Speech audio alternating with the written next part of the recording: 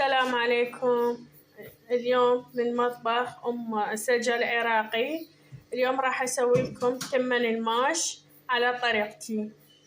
تابعوا ويا الفيديو للآخر. خلينا نبلش. هنا أنا عندي كوبين من الماش، أنا منقعته من الليل وغسلته وهسه راح أسلقه وياكم.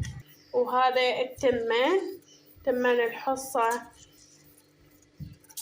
تقدرون تحطون تمن بسمتي، أنا متوفر بس التمن الحصة. راح أطبخه وياكم الماش بالتمن الحصة. أنا عندي 3 أكواب من التمن وحاطة ماي حار على النار. راح أسلق الماش. هاي راح ضفت الماش، راح أسلقه لمدة 10 دقايق، ما أريده يستوي زايد، وأحط فوقه التمن. وهذا الماش راح أبقيه يستوي 10 دقايق ونرجع لكم. راح أضيف الملح وياها. هاي الرغوة بدأت تطلع، لازم أنشيلها ما نبقيها، أنا ما أحبها، لازم أشيلها. نظافة الأكل نظافة التمن.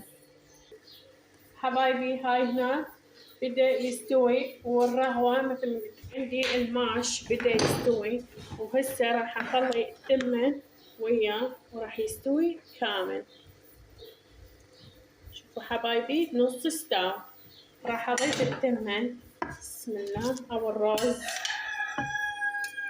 أضيف 3 أكواب، تقدرون تكثرون انتو بعرف كيفكم، أنا دا أسويه غدا. راح أخليه كله وأرجع. هاي لازم ينطبخ سوية الماش والتمن.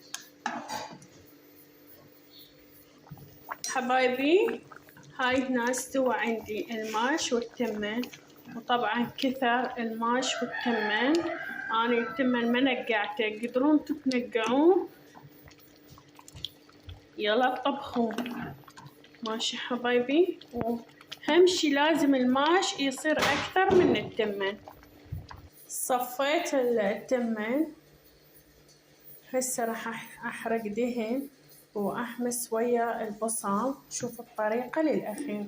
هذا البصل راح انتظره يحمر ونرجع لكم. بدأ البصل يحمر مثل ما تشوفون حبايبي.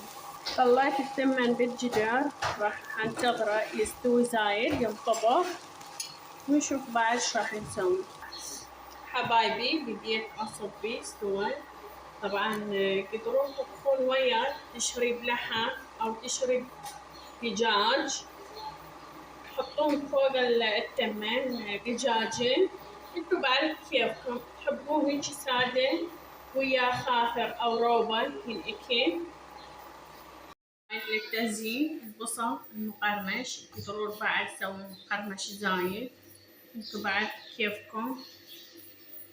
لا تنسون وياها تنأكل خاخر أو الروبن، احنا نسميها خاخر، انتو ايش تسموها كيفكم. ولهنا ننتهي الفيديو. لا تنسونا باللايك والاشتراك وتفعيل جرس الإشعارات. إذا تريدون نسوي لكم شغلات كتبونا بالتعليقات. مع السلامة، سلامكم العافية، باي.